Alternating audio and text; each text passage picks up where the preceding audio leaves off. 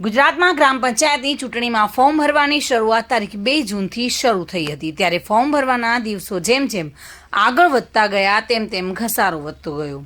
ફતેપુરા તેમજ ઝાલોદ તાલુકાની ગ્રામ પંચાયતની ચૂંટણીઓ જાહેર થતાની સાથે જ ઉમેદવારો અને સમર્થકોમાં ઉત્સાહ અને ઉમંગ જોવા મળી રહ્યો છે। ત્યારે ગ્રામ પંચાયતની ચૂંટણીમાં સરપંચ અને સભ્યપદ માટે ઉમેદવારો પોતાના સમર્થકો સાથે ઉમેદવારી નોંધાવી રહ્યા છે, જેના પગલે મામલતદાર કચેરી અને તાલુકા પંચાયત કચેરી સતત ધમધમતી રહી હતી। ઉમેદવારી પત્રો સ્વીકારવાની છેલ્લી તારીખ 9 જૂન હોવાના કારણે ઉમેદવારો ઉમેદવારી નોંધાવવા માટે સમર્થકો સાથે આજે આખા દિવસ દરમિયાન ઉમટી પડ્યા હતા। ગ્રામ પંચાયતની ચૂંટણીઓમાં સરપંચ પદ અને સભ્ય પદ માટે ઉમેદવારી પત્રો નોંધાવવા માટે તાલુકા પંચાયત અને મામલતદાર કચેરી પર ઉમેદવારો અને સમર્થકોનો ભારે ઘસારો જોવા મળ્યો હતો।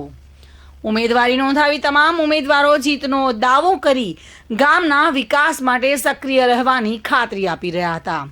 જો કે ગ્રામ પંચાયતોની ચૂંટણી ઉમેદવારી પત્રો ચકાસણીની તારીખ 10 જૂન અને ઉમેદવારી પરત ખેંચવાની તારીખ 11 જૂન બાદ ચૂંટણી માટે મતદાન તારીખ 22મી જૂન સવારે 7 કલાકથી સાંજના 6 કલાક સુધી છે અને જે ચૂંટણી હવે યોજાઈ રહી છે, જ્યારે મતગણતરી 25મી જૂને થવાની છે।